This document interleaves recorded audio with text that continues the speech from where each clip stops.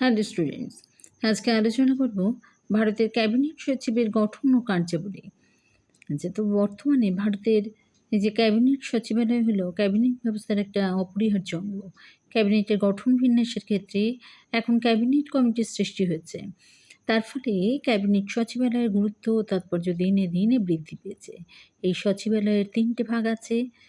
এই ৩টে ভাগ এবং সচিবালয়ের মোট পদের সংখ্যা কম বেশি ৫০০। তো এর বেশি ও কম এরকম, তাই কম বেশি ৫০০। ক্যাবিনেট সচিবালয়ের প্রধান হলেন ক্যাবিনেট সচিব। এই ক্যাবিনেট সচিব হলেন সরকারি কৃতকের প্রবীণতম ব্যক্তি। প্রধানমন্ত্রীর তত্ত্বাবধানে এই সচিবালয় পরিচালিত হয়।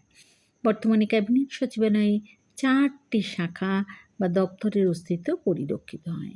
এই ৪টি শাখা হলো, এক হলো মূল সচিবালয়,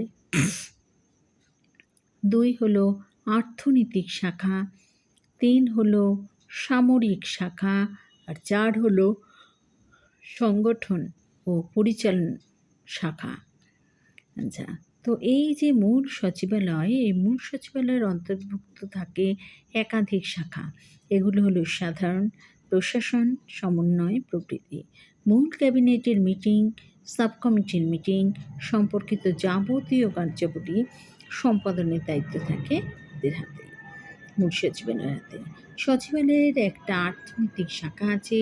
সচিবালয়ের এই শাখা ক্যাবিনেটের উৎপাদন, বন্টন ও অর্থনীতি কমিটির সঙ্গে সম্পর্কযুক্ত যাবতীয় সচিবী দায়িত্ব সম্পাদন করে। এছাড়া সচিবালয়ের একটি সামরিক শাখা আছে। এই শাখার কাজ হলো প্রতিরক্ষা কমিটির সঙ্গে সম্পর্কযুক্ত যাবতীয় সচিবী দায়িত্ব সম্পাদন করা। তাছাড়া প্রতিরক্ষার সঙ্গে সম্পর্কিত একাধিক অন্যান্য কমিটিও আছে। এই সমস্ত কমিটির কাজকর্মের সচিবী দায়িত্ব সচিবালয়কেই পালন করতে হয়। সচিবালয়ের একটা সংগঠন ও পরিচালন শাখা আছে। কেন্দ্রীয় সরকারের প্রতিটি মন্ত্রণালয়ে একজন উপসচিব থাকেন। তিনি সংশ্লিষ্ট মন্ত্রণালয়ের সংগঠন ও পরিচালন আধিকারিক হিসেবে কাজ করেন। সচিবালয়ের আলোচ্য শাখাটি নেতৃত্বের পক্ষে নানা প্রকারে সাহায্য ও সহযোগিতামূলক ভূমিকা পালন করে।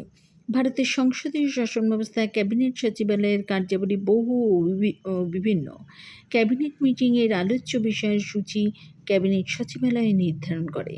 আলোচ্য সূচি অনুযায়ী ক্যাবিনেটের বৈঠক সঠিকভাবে সম্পাদন বা পরিচালনার জন্য বিবিধ নথিপত্র ও তথ্যাদি প্রয়োজন হয়। এছাড়াও সরবরাহ করা ক্যাবিনেট সচিবালয়ের দায়িত্ব। ক্যাবিনেটের এবং বিভিন্ন ক্যাবিনেট কমিটির মিটিংয়ের কার্যবিবরণী ও গৃহীত সিদ্ধান্তগুলো লিপিবদ্ধ করতে হয়। এই দায়িত্ব ক্যাবিনেট সচিবালয় পালন করে থাকেন। তাই আজকে তোমাদের বেশ খানিকটা দিয়ে দিলাম। এটা হলো ভারতের ক্যাবিনেট সচিবালয়ের গঠন কার্যাবলী।